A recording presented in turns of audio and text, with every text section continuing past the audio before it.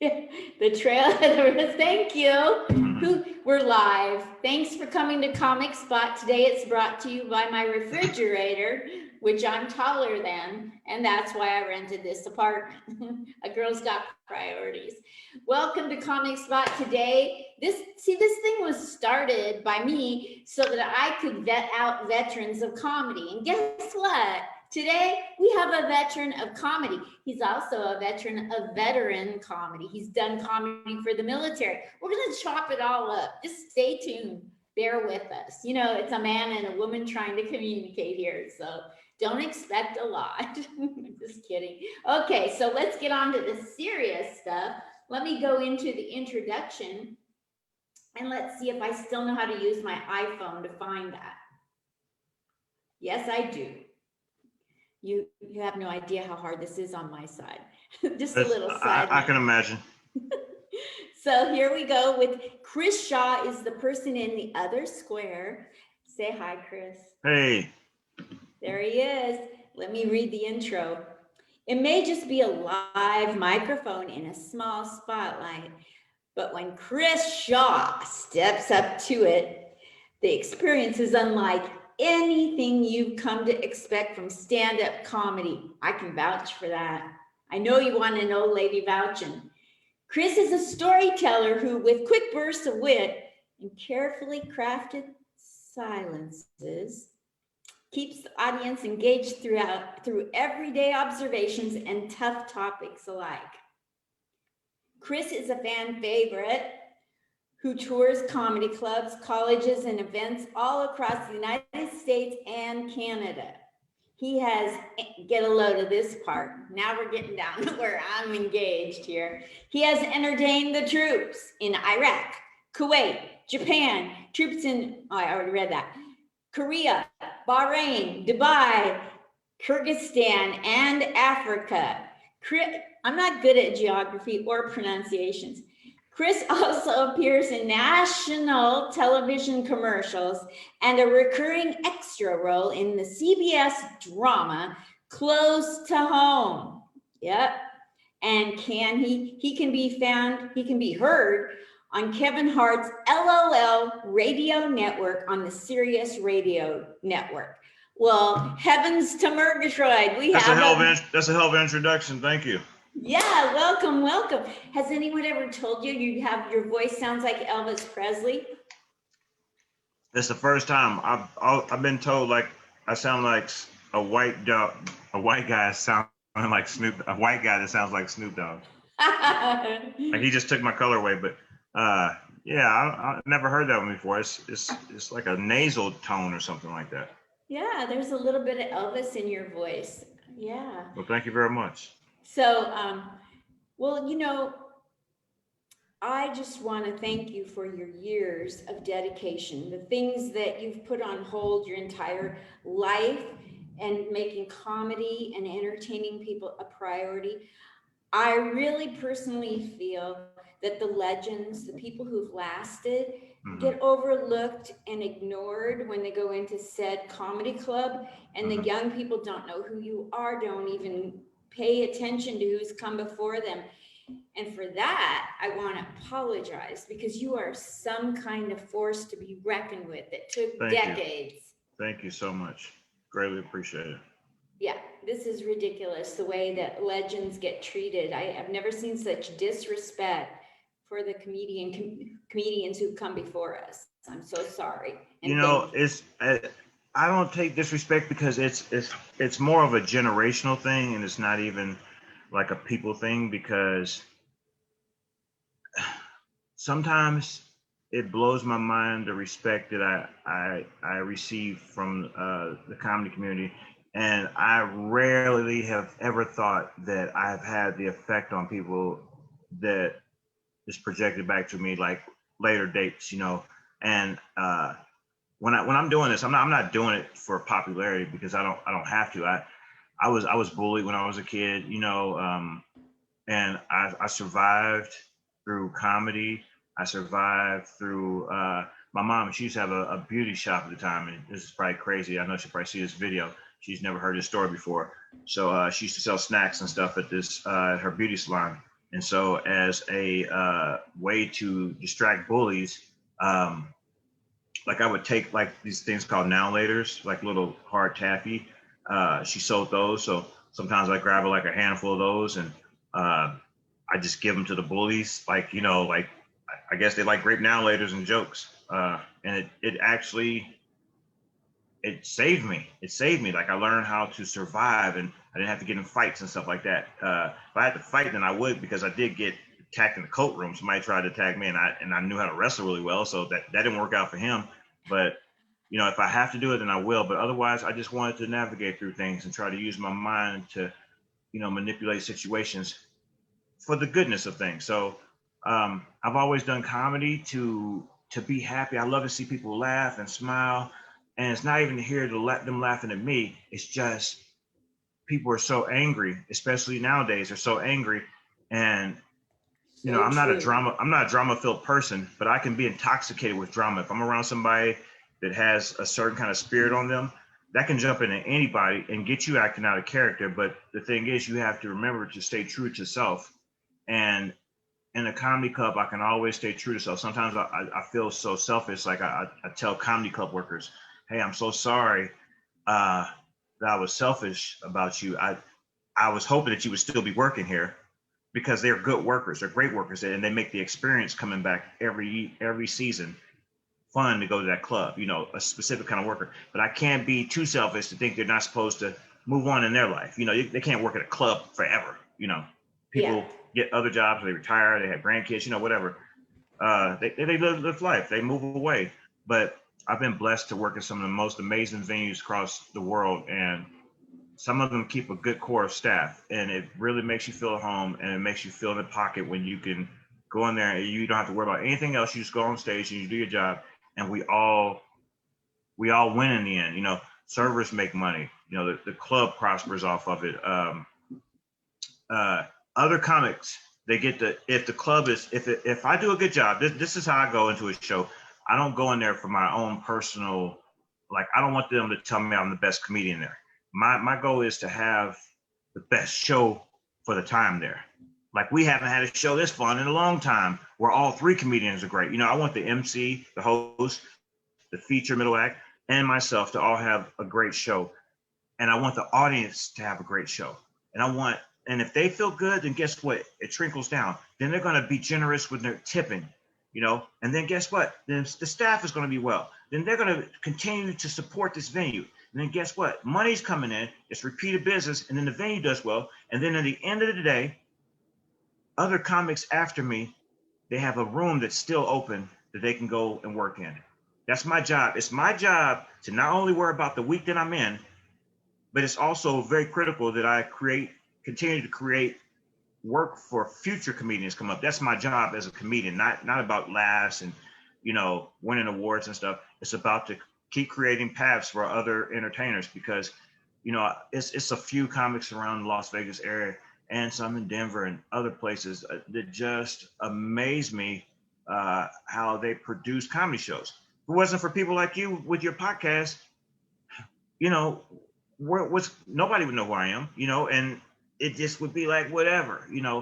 uh, it takes a lot of effort from other people other than myself to keep this comedy machine going. It takes Yes. people that produce comedy shows, theme comedy shows, people who produce podcasts, people that go out their way to create platforms, and it's all a circle, and it's all the same energy. And it's just like a puzzle. You're putting a puzzle back together. The puzzle's broken up in the box. It once was together because you can see on the cover the whole picture. It's broken up, and then when you put it back together, you get excited for some reason, like, oh, it's the picture. I did it.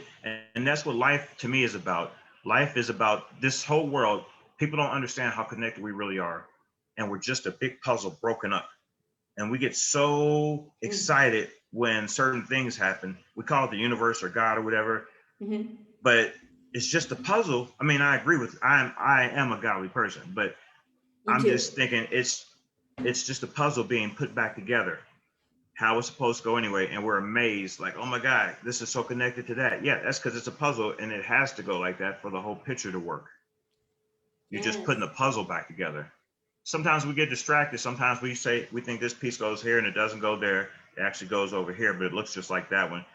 And sometimes we need a challenge. Sometimes we're working with 1,000-piece puzzles. Life's not always the big kid puzzles with the, you're done in 5 minutes. It's not like that. And sometimes it's hard for me to put the puzzle back together, but I enjoy it. And stand up is good for everybody. I think stand up kept everybody going through COVID.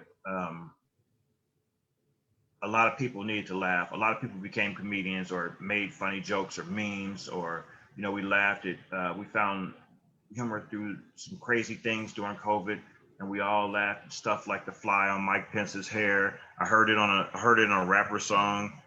I'm fly, I might get high like I'm fly, I get high like Mike Pence or something like that. And I was like, wow, it's even on rap songs. Everybody saw that night. Humor has, even through tragedy, humor has brought us through a very difficult time, one of the most difficult times in humanity. And I think it just boils down to, are you still here? I think the greatest vaccine is reality. You know what I mean? If you're still here, then you've already gotten the vaccine shot. That's it. If you're not mentally crazy and went overboard, then you have the vaccine shot, because it's a lot of people that didn't make it. It's the people that didn't make it that were perfectly healthy. Right. It was kids. It's kids that didn't make it. It's people that just dropped off here and there. And I'm sorry, and I have a lot of empathy for people who lost people, if people aren't here. But eventually, we'll all be gone.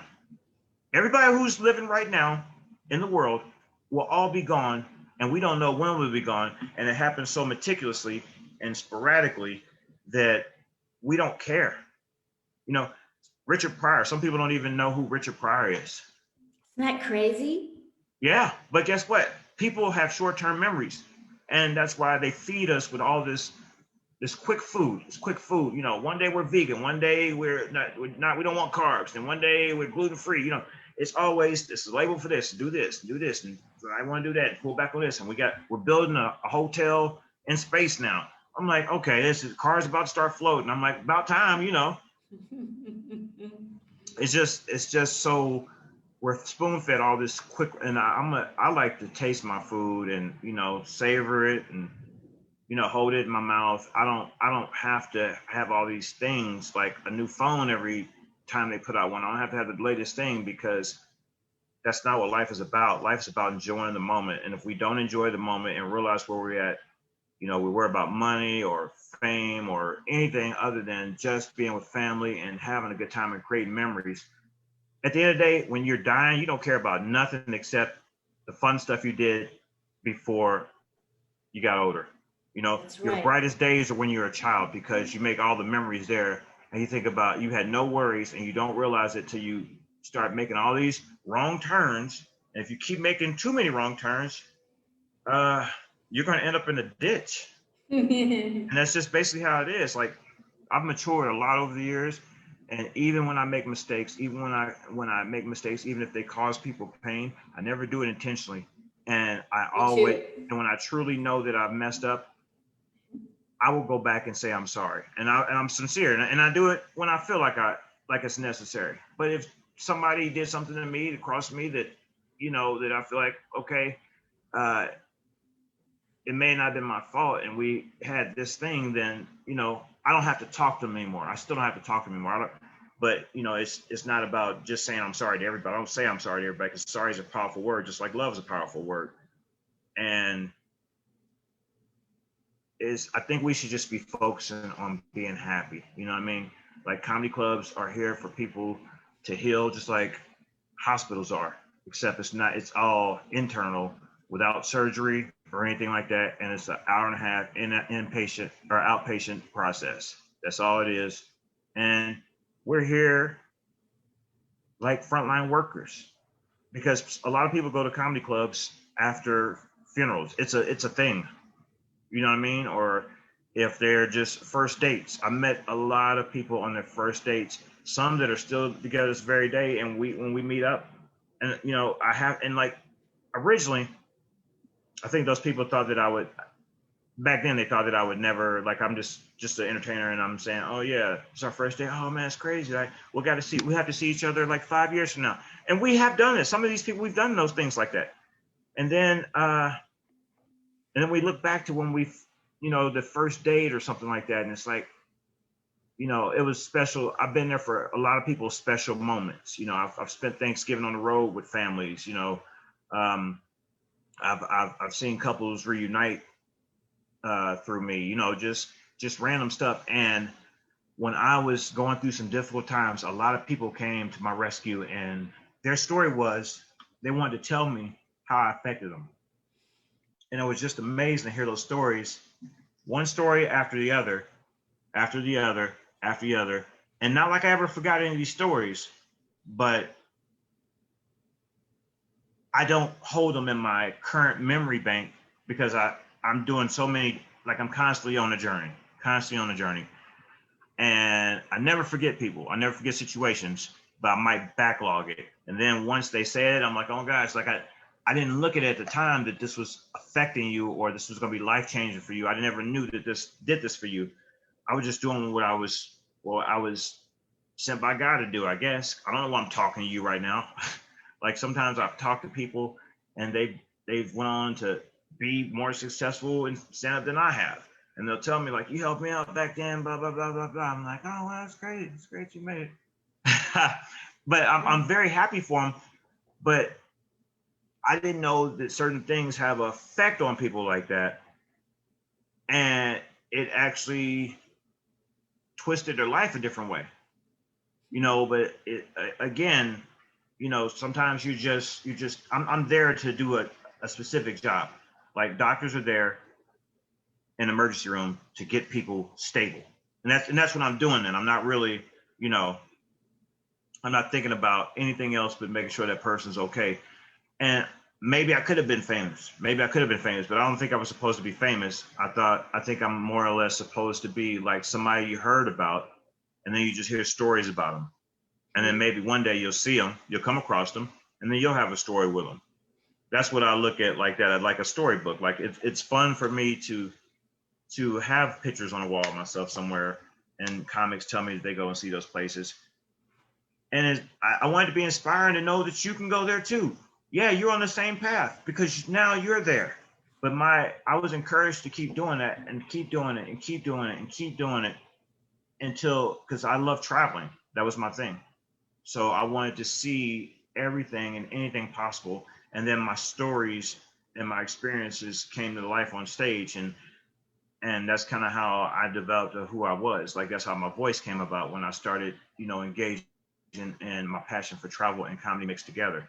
And then I would go on these things. Like every time I go somewhere, for some reason, I would meet these friends, and we would do crazy things, but not illegal things, but crazy things. Like I get on the back of somebody with like a dude. He came to my hotel room.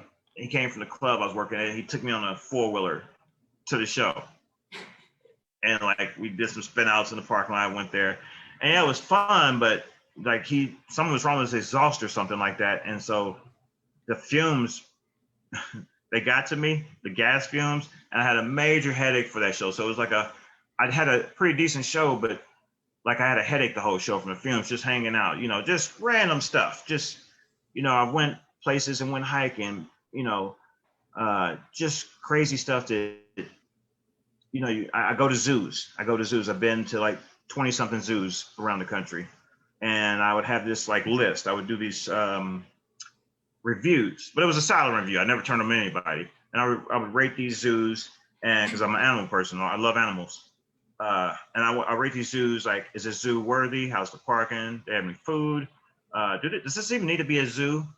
Because these animals are they're putting paintings on the wall of stuff in the water, and then the turtles run into the wall. Like, why come this tank isn't bigger? I'm like, yeah, exactly. Why is this a zoo?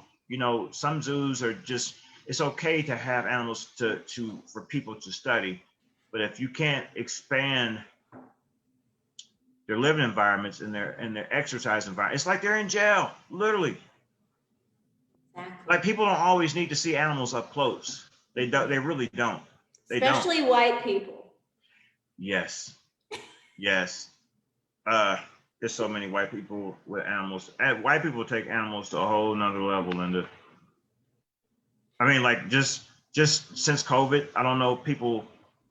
I don't know why people do this, but like people, it was kind of happening anyway, and they were doing it little by little. But white people started bringing dogs everywhere, right? They started bringing them to the grocery store, Home Depot, like he's gonna pick out 2x4s with you. I don't get it. And then like some of them are called service dogs, and some of them are just called emotional dogs, and some are just because I want fucking attention dogs. And I don't get like why do you have to bring your dog to the restaurant? I don't get that. I don't get why. I mean, this is never, I don't even remember how we went into this transition where this was okay. I remember when we stopped smoking cigarettes inside in public places. I remember that part. I remember when they made marijuana legal, but I don't remember when they said, hey, everybody, bring your fucking dogs. I love dogs. I love dogs so much, and dogs love me. But guess what? I'm not going to take you to the club, dog. You know what I mean? I'll see you when I get home. I'm not taking you to the comedy club. And there's some people that show up at comedy clubs with dogs. It's some performers that have showed up with dogs. I don't have a problem with that. But when you bring your dog to places that it's just going to get in the way. Like I hate when people bring their whole family to Costco. Why does everybody need to come? That's the It should be a craziest. family of 10 in Costco shop. And then like we can't move around each other. I'm going to Costco. Anybody want anything? That's how that goes. I want to go. Yeah. Get the free sample. Let's not eat. Let's not. They're not cook even tonight. doing free samples. They're not even doing free samples since COVID. I know. Yeah, and it's okay. Things are turning back, not normal, but things are progressing in another direction, which is, I guess, what people call their new normal. I just call it reality. You know, Yeah. Black people have been dealing with shit like COVID forever. Yep. Because they've actually, before COVID, they call it is what it is. You know what I mean? Like, oh man, it is what it is. You know, you have to use COVID not as an excuse, but you have to use it as a catalyst. Like it's a change. If something happens in your situation, you have to change no matter what. Or you can be one of those people who complain about it. And while everybody's like now that things are starting to open back up, there's people that just sat around and didn't think about moving on to the next chapter. I'm thinking about moving on to the next chapter and another chapter after that, another chapter after that. And it's basically like let's all just let's work through this and find something. Because to be honest, I've never always just wanted to do stand-up. You know, it's other avenues of entertainment that I've been engaged in, and COVID made me realize, hey, you have no more time than you have right now. Stop with the excuses and do what you want to do. Because stand-up is amazing. It's my dream. But it's not who. It doesn't define who I am. I could stop doing stand-up today. I empathize with Eddie Murphy about stopping and coming back, and he felt inspired at certain points, and then he's always been doing his acting here and there. And it's because he's matured and he's went on and he has other things that he wants to do, and sometimes stand-up gets caught up in the race, but it's not like you never ever stop doing stand-up, literally, or you never stop appreciating it. Like even like you might see me at a club and I'm actually not even performing, but I'm there watching the show. I'm not even hanging out with the comics. Like I'm watching the show. I'll stop and I watch the show just like everybody else, because I'm a fan of the art of comedy. Mm-hmm. So it's not about just me performing. I want to see how other people perform. I like to be enlightened. I like to see the brilliant minds of other people, and it inspires me. Like, singers get inspired by other singers, and athletes get inspired by other athletes. LeBron was so broken down over Kobe Bryant because he was inspired by him. He was inspired by Michael Jordan too, but Kobe is closer to his age. He's his closest inspiration. So, sometimes it just like that, but I just enjoy the fact that I have a gift from God, and I know it's not just comedy, but it's, I don't know, it's like a magnet for healing. Yes. You reach out to my soul. The first time I saw you up at the Oyo when you were on the Hilarious 7, afterwards, I went to approach you, and I felt like you were like a little on guard about me, having, like, who are you? And I don't know how I come across the first time I meet people. I just am who I am, and I thought, I think he wants me to back off a little bit.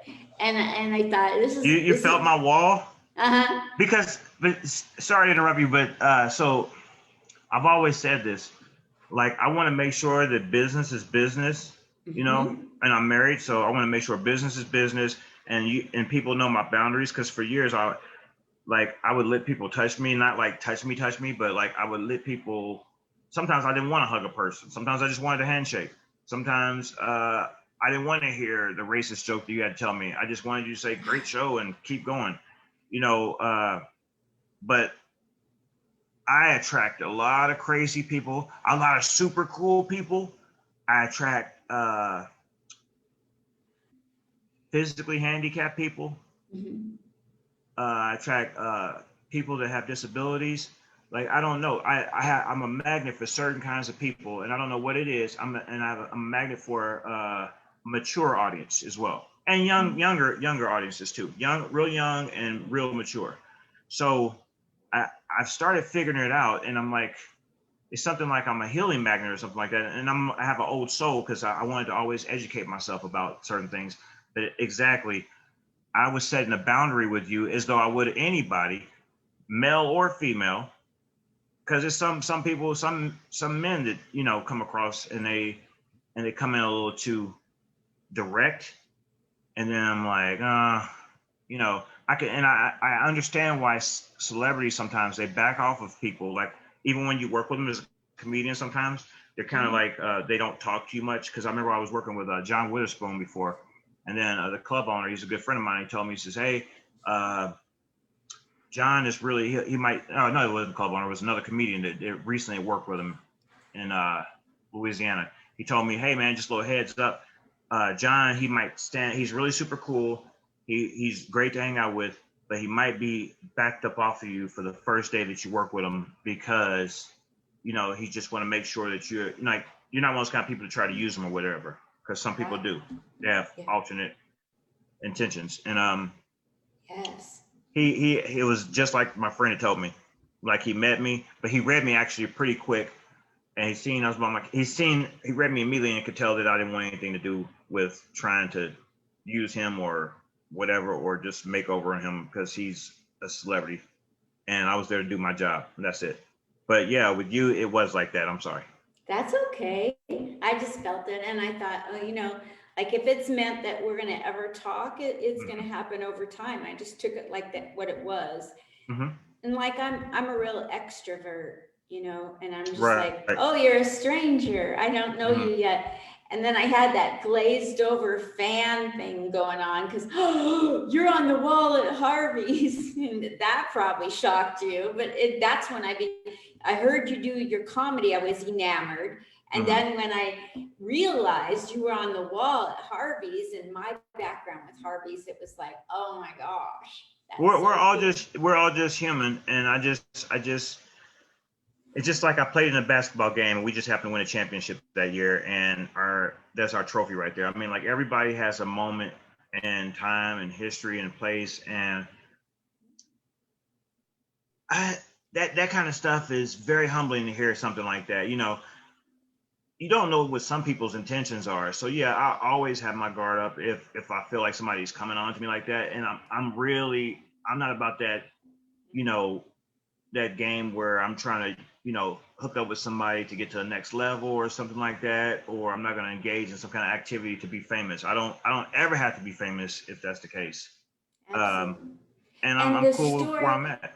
and the stories that I get from people in comedy vouch for that. Yesterday, just a tip of the iceberg. Mhm. Yesterday, I got to interview Shane McMurdo, Okay.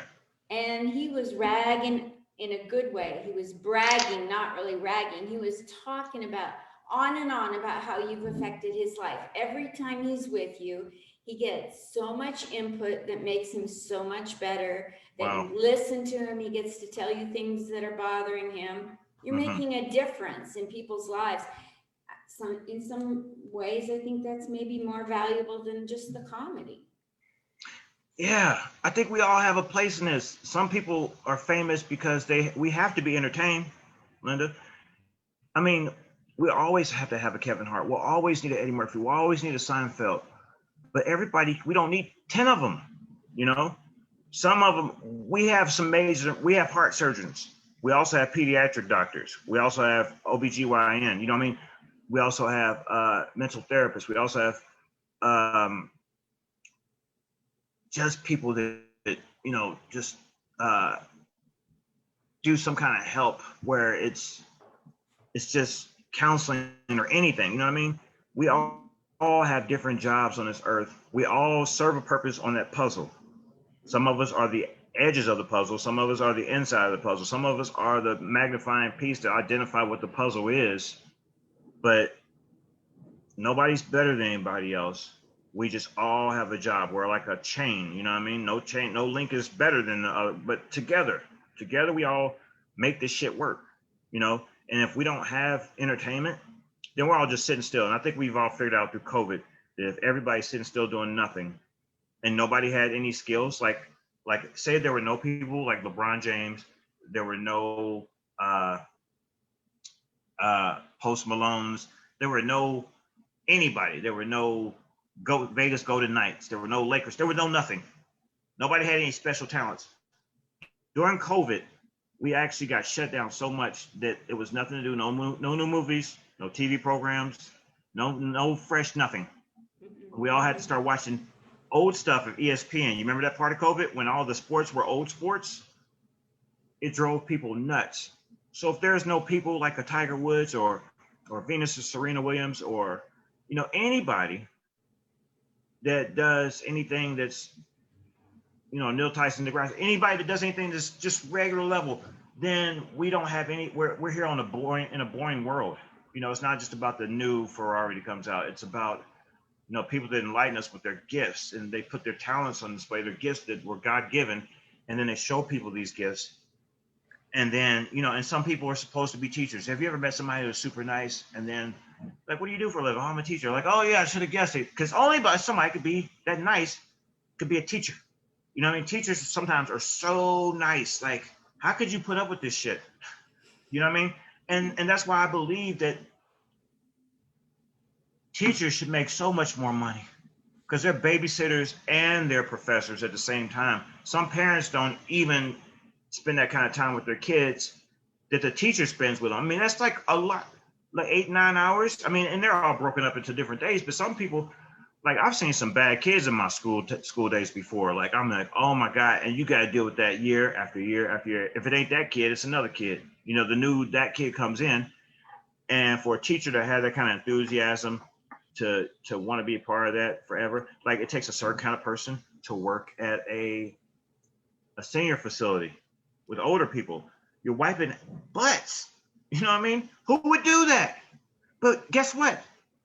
Somebody has to do it. I want my grandparents to be taken care of. My mom to be taken care of. If I'm not going to wipe her ass, I want somebody else to wipe her ass. And yeah, give them $25 an hour to wipe my mom's ass. I don't want to do it. Exactly. It's just we're all here to do a job. And this is just my service. This is, and I have many gifts, and most people have multiple gifts. Some people only focus on one. Some people don't focus on any. And if you don't appreciate it, guess what? It goes away. If you disrespect it, guess what? It goes away. Just like a privilege. If you do something, like they tell you driving's a privilege, you're not guaranteed to get to drive. They can revoke your driver's license at any time. That's right. If you buy some music, download music, they can take it back at any time because they own the rights to that music. You don't. You're just renting it from them. That's right. It's all about reality. It's the reality of what we're in, and I don't get caught up in moments anymore. I used to get caught up in moments, and I don't get caught up in moments anymore. Is because the next moment could be death. While I'm caught up in the moment, then if something changes, like my best friend died, I think about 5 years ago. He passed away about 5 years ago. I'm sorry. Oh, it's all right. People go. I think this was. See, my daughter is a junior in college. She's about to graduate. Okay, she's graduated from junior high school. He's been passed away for 6 years now, almost 7 years.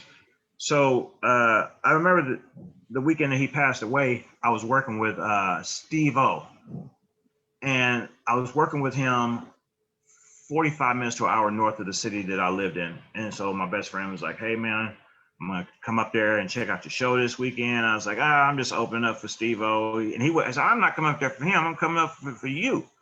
I said, yeah, but I'm just opening. I won't be up there like 20 minutes, something like that. They say, I don't care, man. I love coming check out your shows. And he was there with me the first time I performed on stage, the very first time at a contest at a radio station. And he supported me over the years. And I was like, okay, man. He said, I just got to probably try to get some work done on my car, something. I don't know what it was. He said, but I'll still be there. And then I was thinking, wow, he's going to drive 45 minutes. He's going to drive out of town to see me because he's never done that, but he's come other places through all over the city to see me. So the show was going to start on a Thursday. I had a show Thursday, Friday, and Saturday. And my daughter was graduating on Friday from middle school to junior high school, my oldest daughter, Mari. I went to the junior high school, and then she was going to start going to the high school that his kids were going to. So, I've been best friends with this guy. He's like one of my best friends since 1987, 88. I go to the graduation, and I want to send him a couple pictures of my daughter, walking in his graduation. So I think I go to do that, but so as I pull and I had to go pick up a T-shirt order around the corner from there. And I said, well, maybe I'll see him. He says he was coming out to the show this weekend. I had a show Thursday, and I think he was going to come out there on Friday. So I send him, I reach for my phone, I look at it, and I have a message from him. And then I look at it, and the message isn't from him, but it's from his phone. And it's his wife, and she says, I just want to let you know that we're back at the hospital. Pat's back at the hospital, something. I was like, is everything good? Like it's stable? And she's like, no, everything's not good. So immediately I call, pick up the phone, and she's telling me that day he had outpatient surgery scheduled, and he was getting like a quote unquote pacemaker thing put on, and they had to hook up 3 wires. He's supposed to walk out that day. I didn't even know about this thing. I didn't even know about the situation at all. He never mentioned it to me. He just said, I'll be at your show. So they hooked up the first wire. As they were about to hook up the second wire, he had a stroke and he stopped breathing. It took him over 20 minutes. They got him back, but by the time they got him back, he never woke up again. So it's one of those weird things. I was your best friend. Best friend. And he was coming to support a show that, like in the moment, I'm thinking, oh, I'm not anything. I'm working with a celebrity. You don't have to come check out this show. And he was like, no, I'm going to check out the show. I'm going to support you. And then when he never showed up. How did you muster up the wherewithal to do the show without him? Well, that's a good question because I don't know.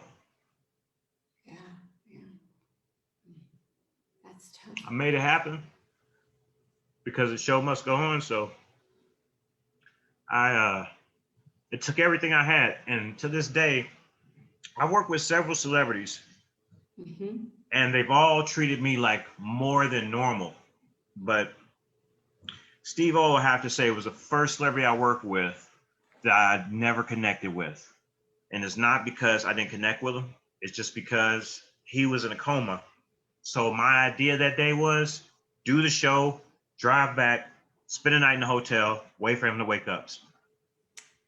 Go back the next day to that show. I didn't even stay in the hotel. Go back. I stayed in my city. Go back to that go back, do the shows, both those shows, get done with those shows, get back to the hotel, wait for him to wake up. I did that for 2 weeks.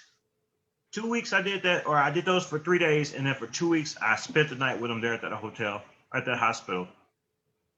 Then eventually I had to go back on tour. And a think I was going to be gone for 3 weeks. So I knew something was going to happen in 3 weeks. He's not going to stay on life support for 3 weeks. So the first week, I think I was doing some Texas stuff or something. San Antonio, I was going to be in San Antonio for 2 weeks and maybe El Paso for something like that.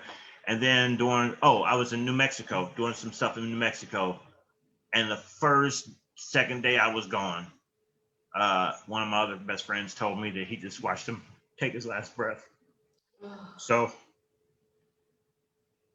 it was crazy that it happened right after I left. So when the funeral came, I had an opportunity to fly home, but I was going to lose so much money. And at the time I needed to make so much money. That's how much I was committed to, I was all in with comedy. And I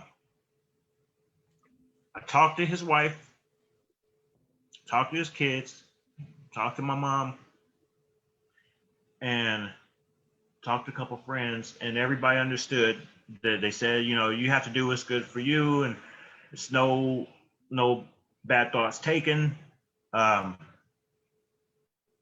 And I looked at I had a friend, her and her husband, I met them at a show, and their daughter, and they've been like friends of mine. They were like almost like brother sisters, but they're older, my mom's age, but they're like alternate parents, but not really.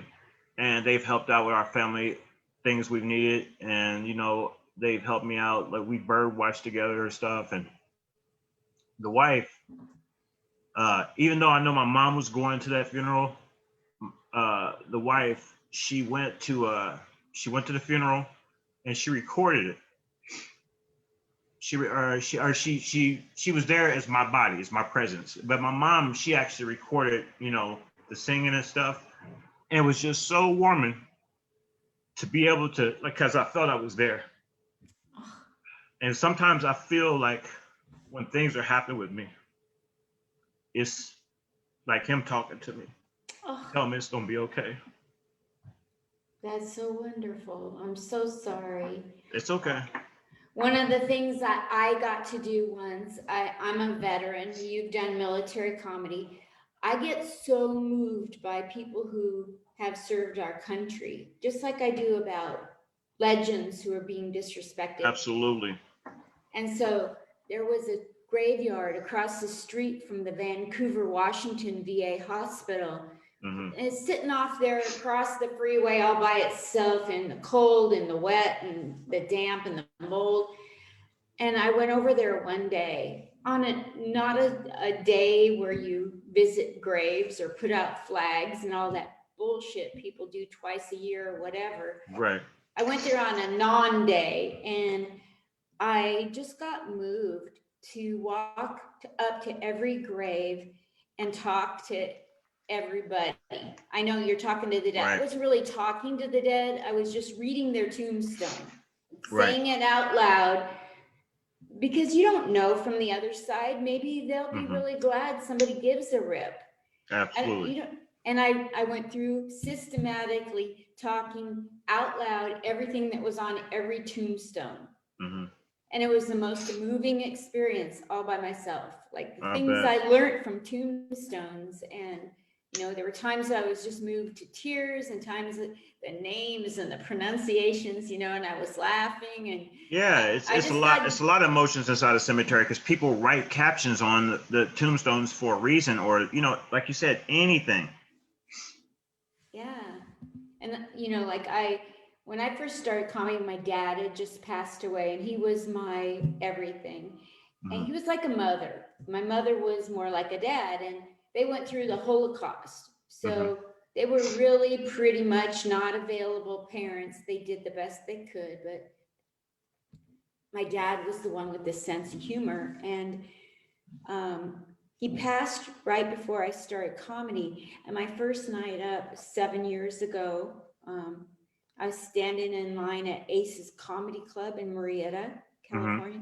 Standing in line, a guy behind me, we started talking, and I go, "What do you do as a day job?" And he said, "I'm a psychic."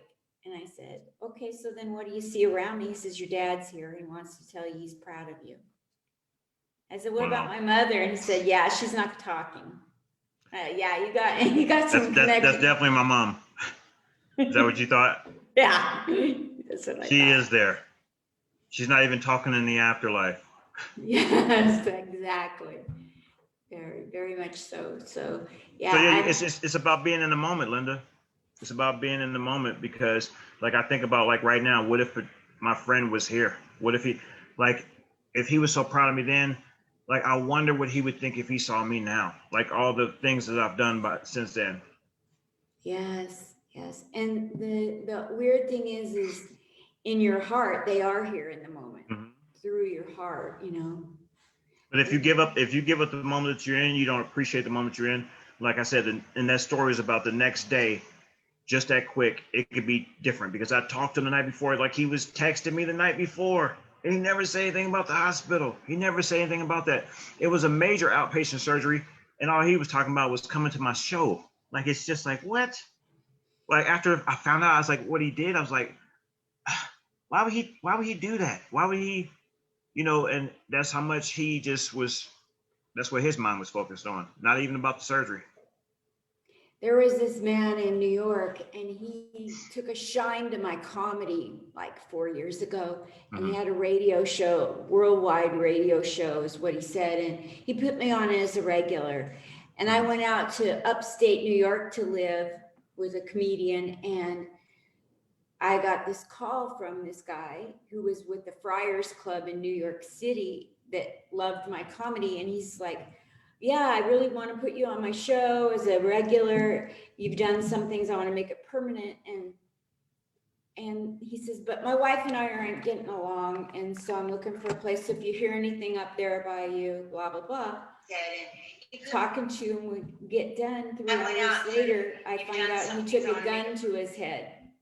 Oh my goodness. And so I thought for a couple of years I was the last person who talked to him. And why didn't I think, why didn't I see something as a red flag? Mm-hmm. I didn't see, breaking up with your wife as a red flag. And yeah, it's hard losing That's a big people. red flag. Um, you're in that moment. You're in that moment.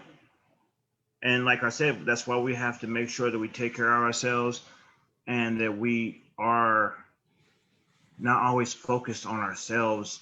I mean, we have to focus on ourselves, but not, it's other people out there that can't, you know, they can't carry the weight of themselves and they do need help. Like if you ever see like a pack of animals running from some lions, sometimes, the parents, they'll protect it, the elders, they'll protect the younger ones because they know that they can't carry they're defenseless against these lions. So we're in the moment. It's not always, you don't always get a second chance to replay a thought.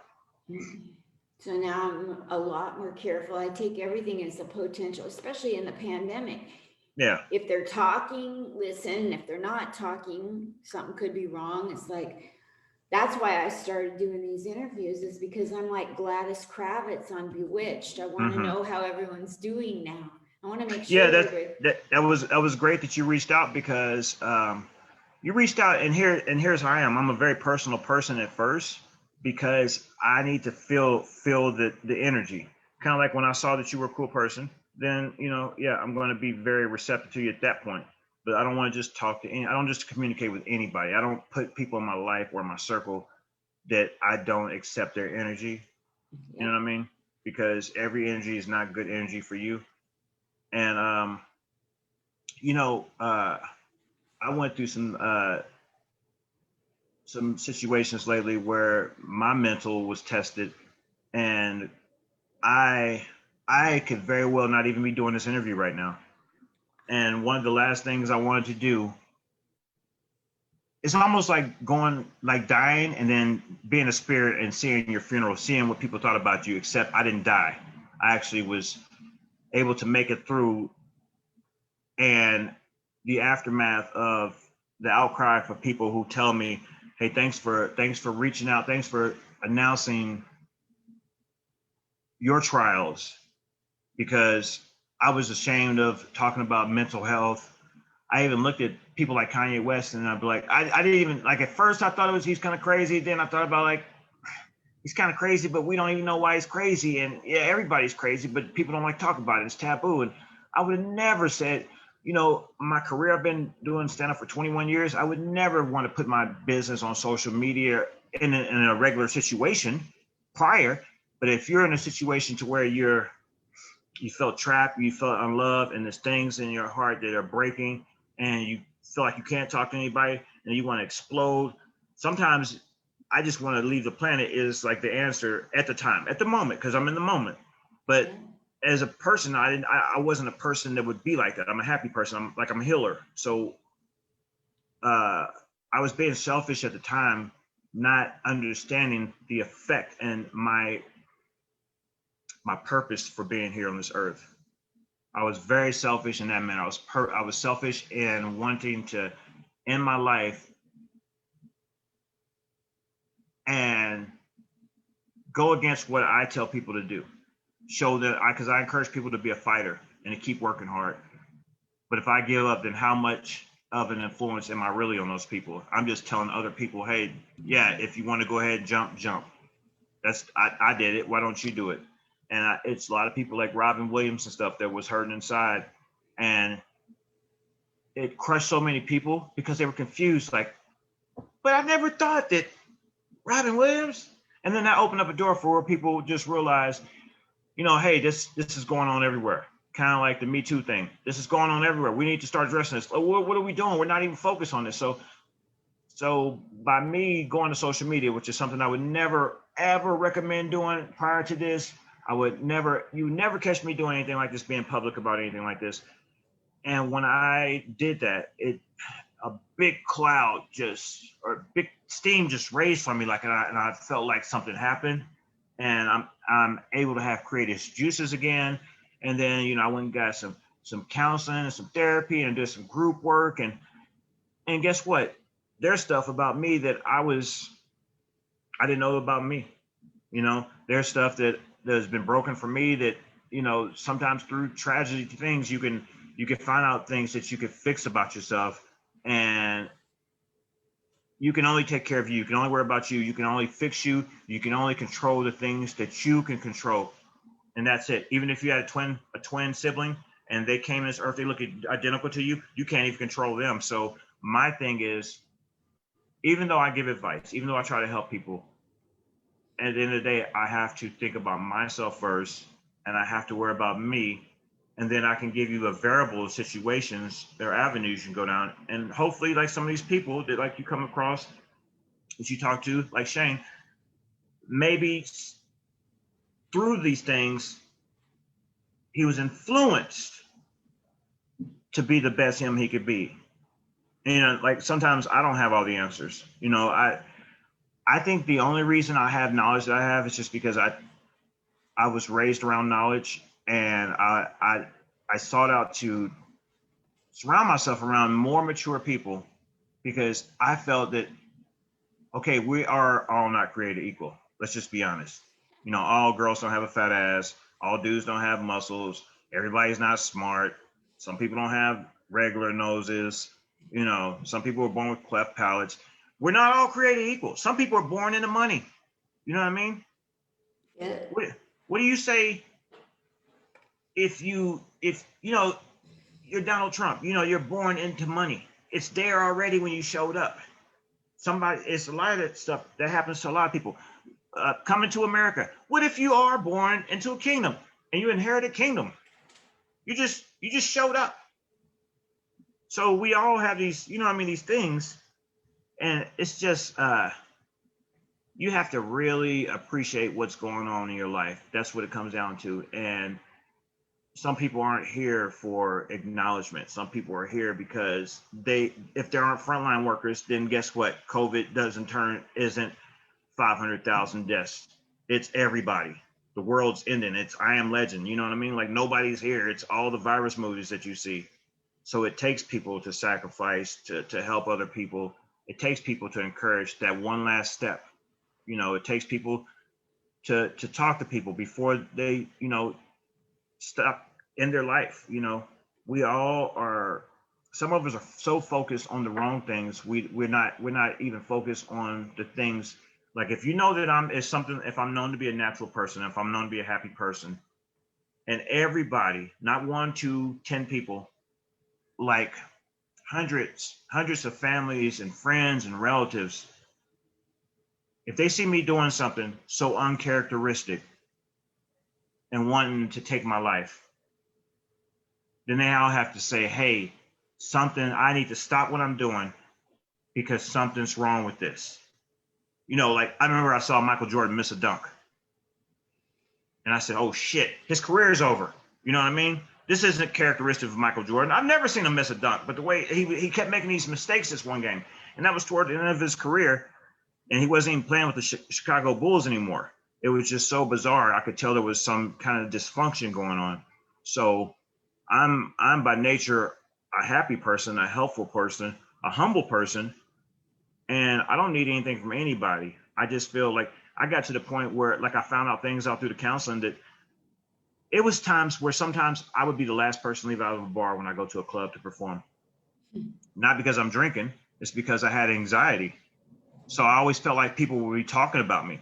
So I would stay, like if it's a group of 10 of us, I would stay till I was like one of the last ones, or so I was last of two people, me and one other person in the group. Because I was terrified or sold on it that they're talking about me. Like I don't know what that was. It was a point in time where I wouldn't even take off my socks around people. I was ashamed of my toes. I don't even have ugly feet. I don't have anything wrong with them. I'm not a toe Nisha, but it's some things that, down the side, you don't know why you have these fears. It was a point in time where I couldn't go to a urinal. Some urinals now it's changing and changing more. I see change. But there's some urinals that, you go into and it's like a trough. You just whip it out and just go at it. And sometimes there's ice in there. What? I don't want to, and then they start putting the wall dividers up, finally. And now you kind of just gotta, but I don't have anything to be ashamed of. I'm just not wanting to whip it out like that. Like I'm not like that guy, but it's just so weird. And anxiety played a big part of my life through a lot of different things. I look back now, I'm like, oh my gosh. And so now I want to, just repair all these things. And nothing bad's happened to me. I didn't get any kind of criminal activity or anything like that. But it's just like, you always should work on making yourself a better person. There's no reason why you shouldn't want to be the best. And one thing I would do, this is one of my mottos I would do, and I can't believe I'm saying this on this podcast because somebody's gonna steal this shit. No, people are already doing it. Like I would always, it was this X-Men character, I forgot her name, but she would always shape shift to whatever people she come across. Like she bump into somebody, she could look just like you or whatever. And then everybody would, think that that's the regular person, and then really it was her.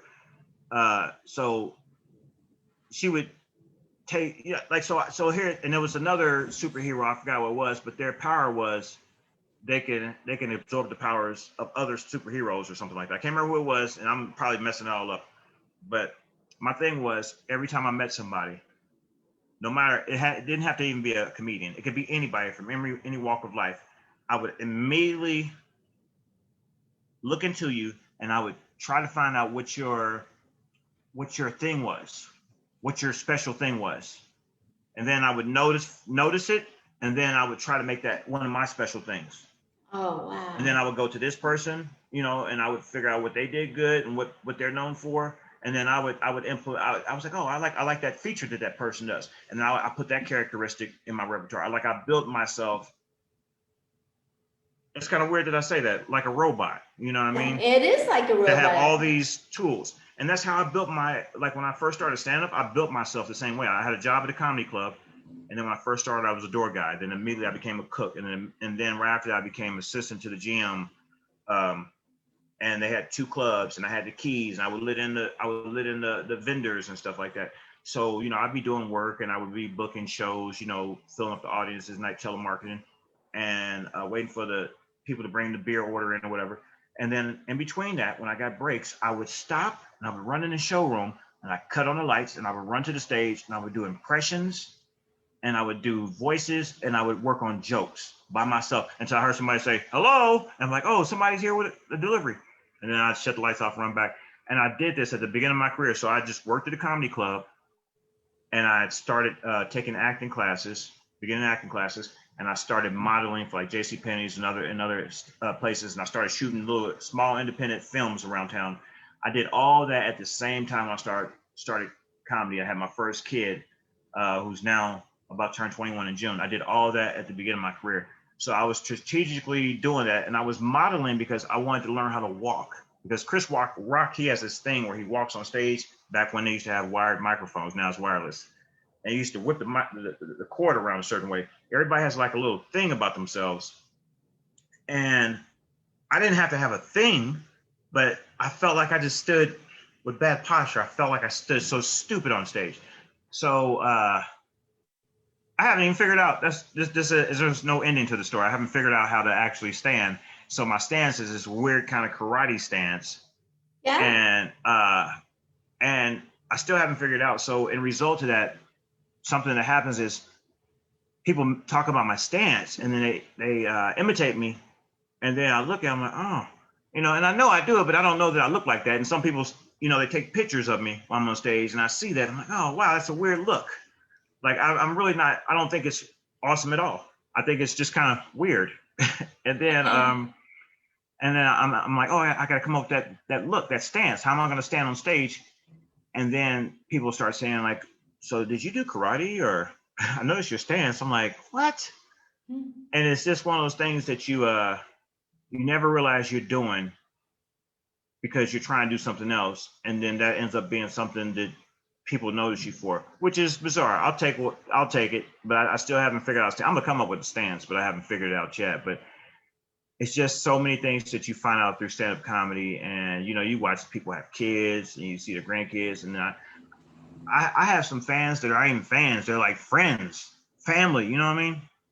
Like they went past that level, and this is one of the most unique worlds of stand-up comedy. Like even when I sit down and talk with people in bands, it's like they envy comedians. Even sometimes they tell jokes in between their sets and stuff. They try to make people laugh and break it up and stuff. And sometimes comedians think, oh, bands got it easy. They have like so many people around them. They're all playing together. But guess what? They can't all get along together either. And that's why they never really always last, especially after a short time. But when it's a comedian, it's an individual, and you're up there by yourself, and you're in control and command of all these people. And you have to get all these people that you don't know, you never met in your life, on the same page at the same time, and you have to introduce them to your thoughts, and they have to find humor in you, I guess, for 10, 5, 10, 30, 40 minutes, all the way up to an hour. Nobody can do that. That's a rare thing. It's magic. And we are the only people you can go and be different ages and get the same respect, right? As far as your peers go. Like, doesn't matter how old you are. Doesn't matter how young this comic is. You can go to an open mic and it's comics of every age. You'd be like, what are you doing here? You should be asleep, Are you even allowed to be in? Are you even old enough to be in here? Like, it's like the weirdest kind of club.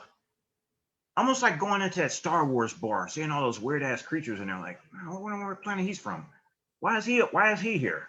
And I've always been amazed by that because that's the truth behind it. Like, it's a non-judgmental field. Like, you don't see police officers support police officers. They do. No matter if it's a police officer from this side, this country, or that state, or that city, or whatever, or the level of it.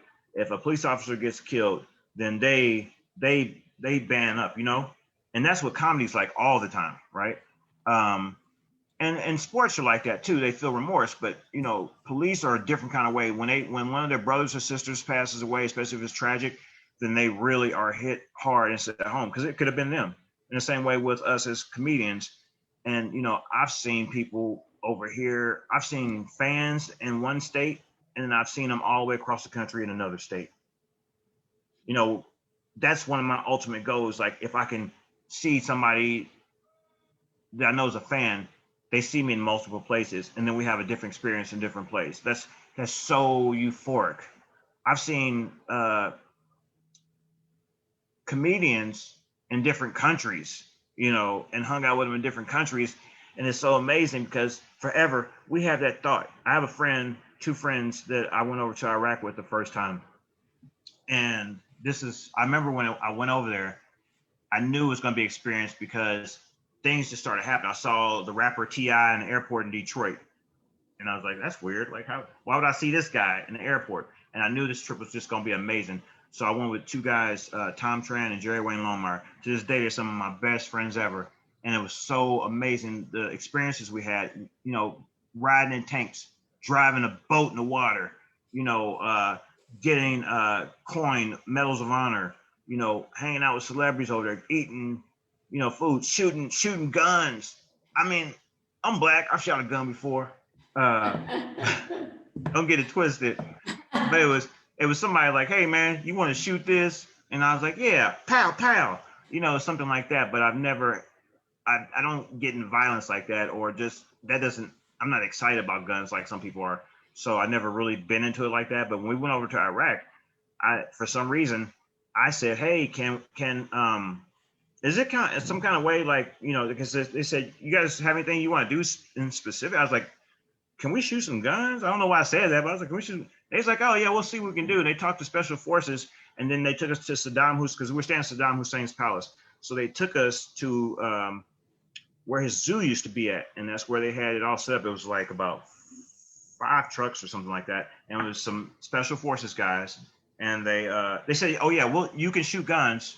We signed away the deal, but we have to do a trade out. And I was like, what's a trade out? And they said, you got to do something for us. You got to do a show for us. I'm like, no problem. Because their show, we wasn't even scheduled to do a show for them. And they lived in a specific sector of his palace that was surrounded by, it was huge.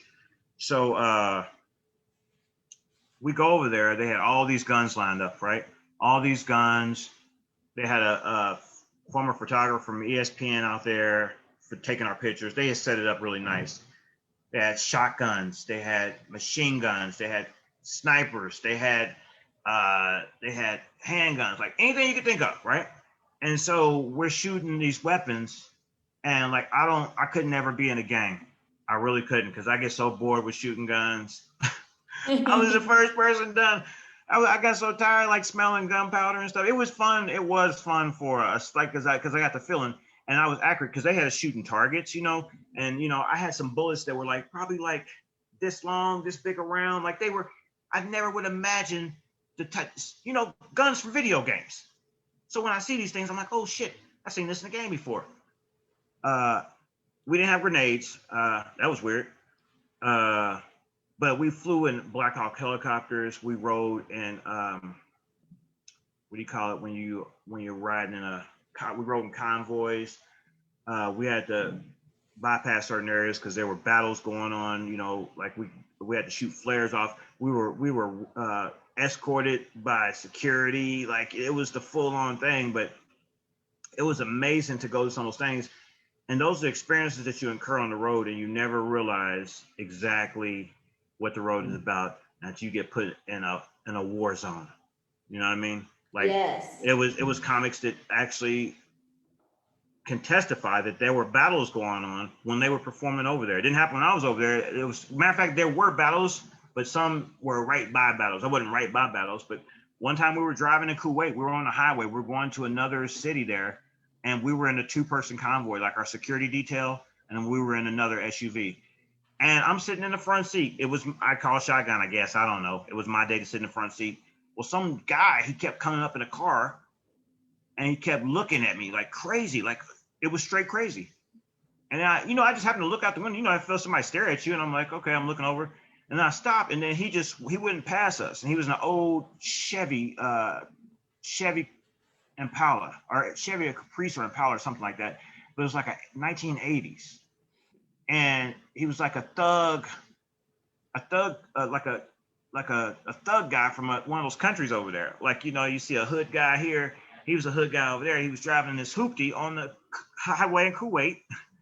And it was so weird because he started staring at me real hard, like as if he would just shoot me. That's what it felt like. It felt so weird. And then finally I told our driver, I said, hey, this guy right here is like kind of like getting weird. Like he looking at me and he keeps speeding up and slowing down. He said, stop looking. I said, I'm not looking at him. He said, don't make. I said, I'm not. He said, he's probably from so-and-so. It's a small town here. It's a crime city. It's a major crime, like it's a like a Gotham City type of place. He says probably where he's going. And sure enough, and he would speed way up ahead of us, like where he was like way ahead of us, and then he would slow down and look back at me like it was like a horror movie almost. I said, why is this? And then sure enough, like some kind of way, they got prepared for whatever was going to happen. And then he eventually turned off into that, and he did get off of that exit where that city was. Wow. And it's just like I've been out in the towns of these places, like when we perform. So it's amazing to go to these places and just see the world, man. It's a beautiful thing, and to be settled now. I still want to do a lot more traveling. I got a lot more exploring to do, but I don't want to leave this place and then miss out on something that was going to be like a super fun adventure around the corner. Yeah. What do you want the world to remember about you? I want them to remember that I was an amazing fucking track star. Were you a track star? I wasn't a track star. I did run track, but one of the ventures that I did like at a comedy club is I knew I was fast. I love racing, so I just wouldn't go to comedy clubs to do regular things. I just would engage. So I would put out these challenges to other comedians or staff of a comedy club, or maybe on stage a patron. And I would say something like, like I'll race you in the parking lot, and I might have like a little joke about it. And I was serious. It wasn't really a joke. I was serious, and I wanted to see what would happen. And time after time, I did have people come up to me and accept or extend the challenge, and I accepted. And we had crowds of people out there, and every time I was the victor. I always won. Not bragging, just how it is. And then this one time, I go back to this club. I do it before, and then I go to this club in Little Rock, Arkansas, and a friend of mine, she was a waitress. Her name was Laura Trokey. She really accepted this. She accepted the first defeat. The last time I saw her, she accepted it not quite well. I guess because she used to run or something, or she thought she was fast. She's super cool. She wasn't a bad person at all. But she had contacted me and said, I'm looking forward to you coming to town this time. I'm actually looking forward to the rematch of the race. I was like, what race? What's he talking about? Oh, okay, sure. And then when I got there, I saw that I think she even sent a picture before I got there. She went to the thrift store or somewhere and bought like a headband, some runner socks, and knee pads, and something. It was a running outfit. And I was like, wow, she's serious. And so I go there, and then it was a buildup. Like it was comics, friends of comics, friends of staff. After the two shows that night, a lot of people came out. We listened to music in the showroom, and a lot of people were getting ready for the race, right? So it's me and her. We're lined up, and we're supposed to run down this big long hallway, and we're supposed to touch this banister, and then run back. It's a quick race, but it was a nice little distance. So they say ready, set, go, whatever, and I bust out on her, and I'm darted. I got her by quite a bit, and then she's I tapped the banister at the end, and I passed her like she's away behind me, and then as I passed, I hear doom, and she had fell on the ground, and it was like a balcony, like a concrete balcony, second floor of a place. So she had knee pads on, but that thud when she hit the ground was so loud that all I heard behind me was "ooh," but I never turned back around to look until I got to the finish line. I looked back, and she was getting up off the ground, and she was bruised up a little bit, but she went and she finished the race, and she said, "I almost had you." I was like, "You didn't even get fucking close." And and that was one of my things. And then I ended up going to one of my other favorite places in the world, Vancouver, Canada. And I was performing at this club called Laugh Lines. And I always had an amazing time up there, amazing time. And the owners were so nice to me. They were like some of the nicest owners ever, Barry and Heather. And I always had fun. That's one of my favorite places, Vancouver. The comedy community up there, like when I first met them, they were just so brotherly and sisterly, just nice. And they took me so many places, and they showed me things, and I was just enlightened by things. But so the same thing happens. Go to the show. do that little talk shit thing I do to the, all night long. We got 2 shows, you know, uh, and challenge was accepted by I think the host of the show. He was the host of the show. And ironically, so afterwards, about 10 people came out from the audience that was left from this theater. 10 people that came down, and they're standing in front, and then the other comedians plus some staff and comedians that weren't even performing there. They were there, and then we do our race thing, right? Same thing happens, right? I'm running, I'm way ahead of this guy, and then all of a sudden we hear an alert, like a police alert, and we hear a skid, and it says freeze. So this police guy, he pulls up on the sidewalk, and he jumps out of his car and says that, and we stop, and they said, "What's going on?" And I was like, "We're having a foot race," and I was winning, and then he froze, and he's like, "Oh," and then he's like, "Never mind," and he got in his car and he drove off. It was a precinct right across the street from there, a police precinct, and I guess he was sitting outside of it, and he saw us probably running, and I forgot to put in this. The MC was white. Yeah. And oh my God. what it probably, I forgot to say that part. What it probably looked like is if there was a hate crime going on, or I had stole some shit and he was trying to get me, like, or I did something and he was trying to make justice or whatever. That's what it looked like to this cop. He never thought that I had fucking Carl Lewis skills and I was just killing it. You know what I mean? Which was what was happening. I mean, this guy was nowhere near me.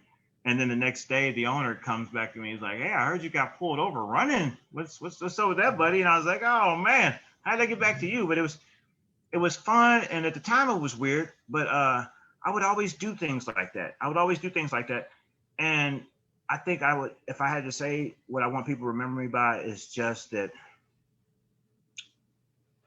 I was just a normal person, a normal cool dude, a normal cool and funny guy, whatever that would give anything, because I don't have a lot to give anybody, but what I do have, that I have a lot of, is up here and right here. That's pretty much all I got, is heart and knowledge.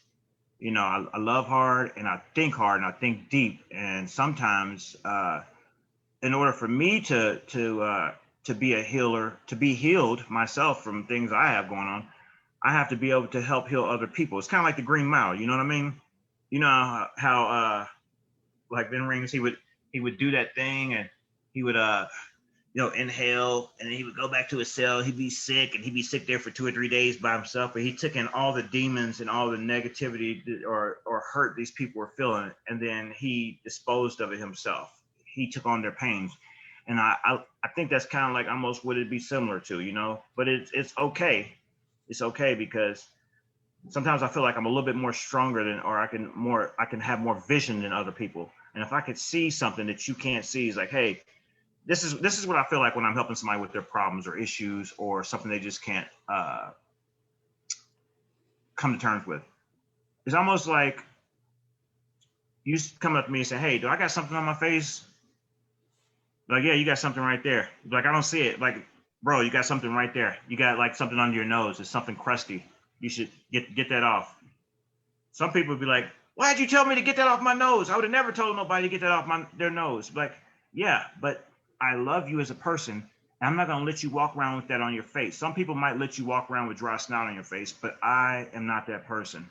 And I'm sorry if it embarrasses you that I'm trying to not embarrass you. Yes. That's just what it's about. I want to be able to help people that can't help themselves. And in return, I want you to do the same for me. That's what it's, that brotherly, sisterly love. And that's at the end of the day, if you're not here for that, if you're not here to add to life, then I don't need to be around you. That's with anybody. That would be a coworker.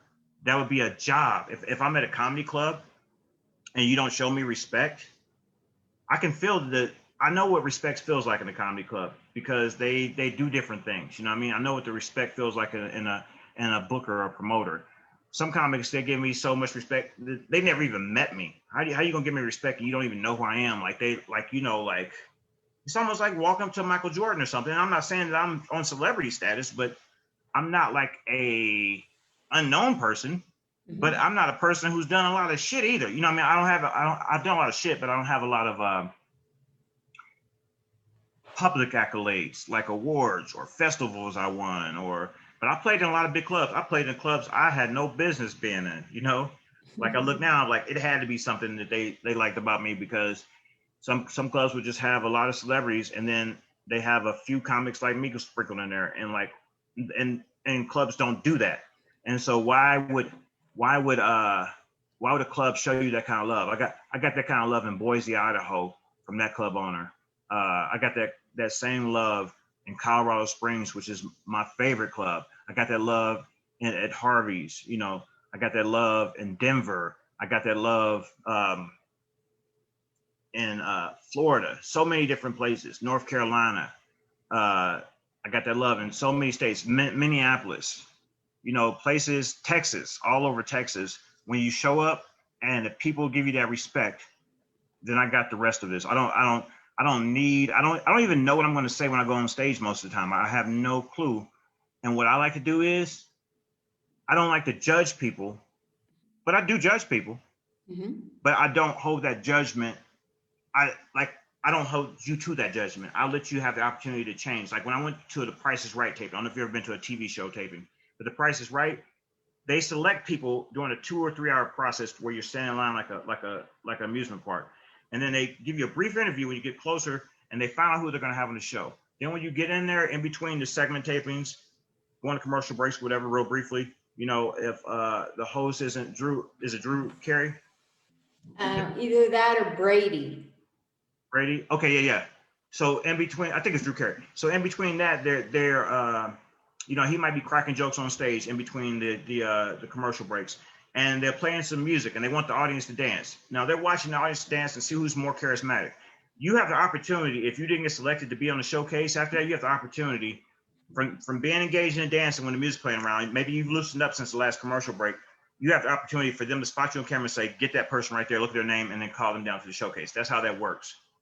So I judge people like that. Like, yeah, I might not select you at first, but you have the opportunity to change my view on you. So I do judge to some standard, you know, because I'm trying to read who people are, because you have to read an audience when you go on stage. So sometimes I go on stage and I'm not afraid of silence, because No, you're not. I've been You're in a very lot. comfortable with you create and you extend the silence. You know what? Let me tell you the secret in that. It's in life, if you've ever been in a situation where you've pissed off your parents, like my mom, she was so my mom, she wouldn't be a yeller, right? My father, he's more of a fusser when he was mad or something like that. He expressed himself through emotions. I think I get that from him sometimes. I try to harness that as best I could, because I can't stand that part. My mom, I can't stand her part either, but it's not like when my dad does it. It's more intimidating. You know, his is a yelling thing, you know, not yelling, but his voice is kind of like mine, but a little bit, a tone different. So when he gets excited, he talks like at a lighter tone, and it sounds like he's yelling, but he's not really yelling. But my mom, she just gets quiet, right? And she freezes and she doesn't say anything. And she's so quiet that she controls every aspect of what's going on. She doesn't even have to whoop my ass, right? Because she's not saying anything. There's nothing more terrifying than a silent, you know what I mean? Like what? Because first of all, like we all feel uncomfortable. So if I'm in a show and I go on stage and then I'm quiet, then it's awkwardness, and then we're all awkward at that point. You know what I mean? And we can identify. It's like I'm resetting the room and just telling you I am not afraid of you, and I'm taking my time. I don't have to rush up here, because when you go into a movie theater and you're watching a feature film, you don't get to dictate on what's going to happen in the movie. The movie's already made. You're just sitting there watching it, right? So as it's happening, you have to wait. You know, sometimes it's a build-up, and you're like, like once things start uncovering. And it's the same thing with the show.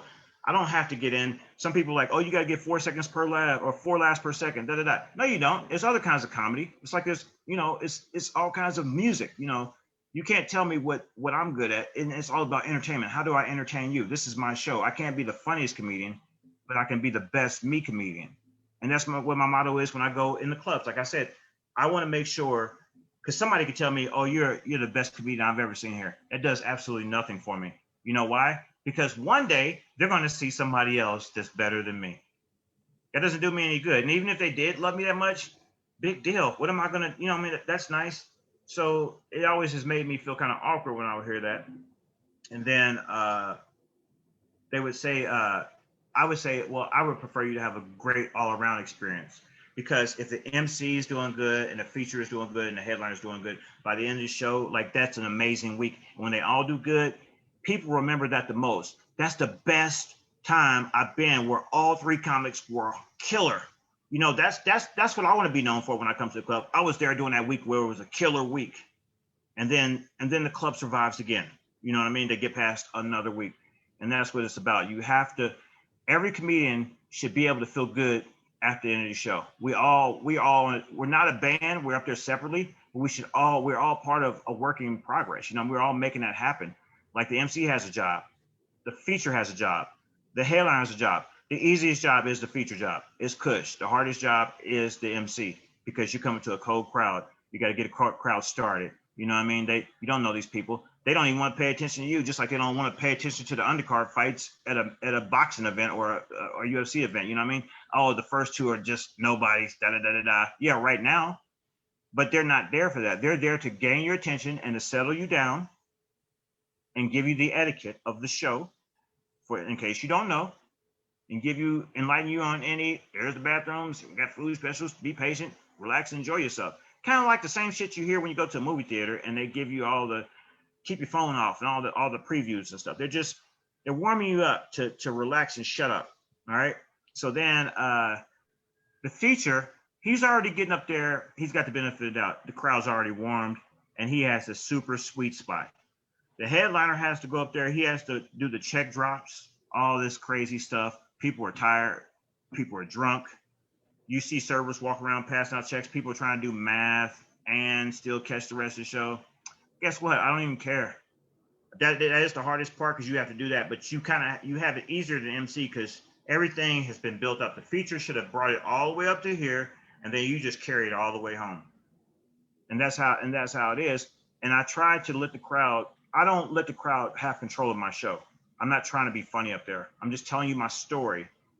And this is the story that I tell. I don't tell that story. I don't tell the stories the other comedians tell. This is my story, and that's what is genuine about me. And I think a lot of people are getting away. They're trying to emulate other people instead of trying to tell their story. And that's what we love about comedy, because in so many different ways, we are related to certain situations of people we know or instances or situations related. And we laugh. It's like, oh yeah, I know what you're talking about. You know what I mean? And that's what our job is. You just have to know your job and do it, man. And then it's just like a center's job in basketball is to get rebounds. Grab it before anybody else. You're so tall, grab it. Or if anybody tries to shoot, smack that ball out. You know what I mean? Don't let them block them. Stand in the way. You're like a tree. But some people don't identify with their positions and they don't work together well. Yeah. I've heard comedians say that, they're going to try to be funnier than the headliner. Yeah, I'm going to pull the headliner off the stage. Somebody did that to me before. And I don't know if he's watching this video, but that was a big mistake. I tried to take him on tour with me to, get him some stuff. And he started like a little bit of, little drama before. And he's always been a cool guy. But this time he even told me that he was going to he told his girlfriend that he was going to blow me off the stage. This was his moment. And when he used to tell me back when I first met him, he said, I've never been told anything like that. So I thought it was a joke. So I'm like, what's wrong with this guy? So then when he started really doing it, like attempting to do it, and he was failing at it every time. And then like I was having these incredible shows. I had said something to him one day. I was like, man, it's going to be so painful for you because I don't have to be funnier than you. I'm not trying to be funny. I'm just telling a story. Like, people are reading my energy, not listening to my necessarily my jokes, you know. And I have the ability to write jokes to where I can say something and they're not it's not even what I'm saying. Like, I could be meaning two different things. I could be talking about something and it could relate to something else, and then it's like, well, what is he talking about? And then it's like a split street. Like, and I know how to write a joke where I can go a different direction. And I've watched just the brilliance of the Steve Martins, you know, of the Bill Cosbys, regardless of whatever, and the Bob Newharts. Mm-hmm. You know, those are and Richard Pryor's. Those are my heroes because they're storytellers. And George Burns. I was always engaged in storytelling, and you have the power to do it. It's like we're doing a movie, except we're adding jokes, and it's no visual. The visuals in your mind, not on the screen. And that's what it breaks down to. And that's why storytelling is so big important to me. And as I travel, I get all these stories, man. Like, even when you brought up the situation about when I first met you, I remember the first time I saw you perform, I was blown away because I was like, oh my God, this lady's funny. And then I thought about the time that you talked about, because I was trying to draw a boundary, and it felt kind of weird. I was like, wow, like I didn't know how to accept you at the time because you were just open and straightforward. But I thought there was something behind that. You know what I mean? I thought, like, people talk to me all the time like this. This is kind of creepy.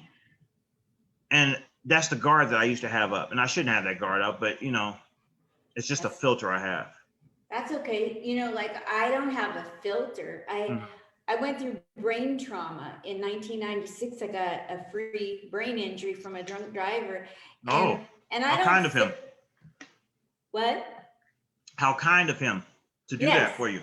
Yes. And he must have known I was half Jewish because it was free. And so, you know, like, I don't have a filter. If I want to say something, I say it. Half the time I'm not even afraid to go on stage. That's amazing. That's amazing. Yeah, it's like, and so sometimes I put people off because I'm just sharing love. Like, hey, I'm so glad to see you. And they're like, whoa, wait a minute, you have to earn this. And that's what I love about even watching you perform, because I never expected to see your show. I take the goodness out of everybody. You know what I mean? Like, if you're not great, then I'm not going to tell you you're great. When I tell comics great job when they come on stage, trust me, I'm not just saying that. I might not like your whole show, but if you do some things where I say great set, and if I don't tell you great set, it's not that I don't think you have a great set. It's just maybe, like, I don't feel like maybe I can approach you, or I haven't seen you, or you went the other direction. But I always acknowledge when I see somebody have a great set. I'm like, hey, great set, you know, keep it up. But when you were performing and I saw you, I didn't expect you to be that funny. I thought you were going to be the person that I met. Remember, I told you you have the opportunity to change how I feel about you, change my judgment. It's like I'm being prejudiced. I'm prejudging you, but I don't stay that way. You know, I let you tell me who your character is, and I'll believe the character that you sell me. I remember the first time I saw Tupac in the movie Juice, fucking hated that guy because he was trying to kill his friends that they were his best friends. He just went like weird. And it took me like another movie and another CD for me to like that guy. And then I read that, you know, when somebody does something like that, that shows their brilliance because he was so much in character. He affected what I thought about him. And I believe that was who he was as a person because of the character he played so well in the movie. Wow. So seeing you perform, it opened up another chapter. Like, oh man, she's actually funny. And it wasn't like you were funny, just funny. You had this thing about you where I understood you didn't have that filter. And I was like, man, she's up there just doing her thing. And how is she talking like that? How is she talking like that at will and so comfortable? I didn't imagine you ever being that comfortable. I didn't think you would be that funny. I'm sorry. I didn't think. That's okay. I love to hear. Do you know, I came born and raised in Portland, started in California and went back to Portland to Harvey's. And most of the comedians in Portland to this day are amazed that my comedy's gotten this good. And this still isn't anywhere near where I want my comedy, but they're like, man, you're surprising all of us. Because they would, when I went up on stage, they'd go out for a smoke break. And I'd see them roll their eyes and bump each other. I mean, I was literally reading notes for 6.5 years when I started. And this is Mm-hmm. my 7th year. It's really like I performed at the Thunderbird. That was my very first great set ever, Mm-hmm. like a year ago.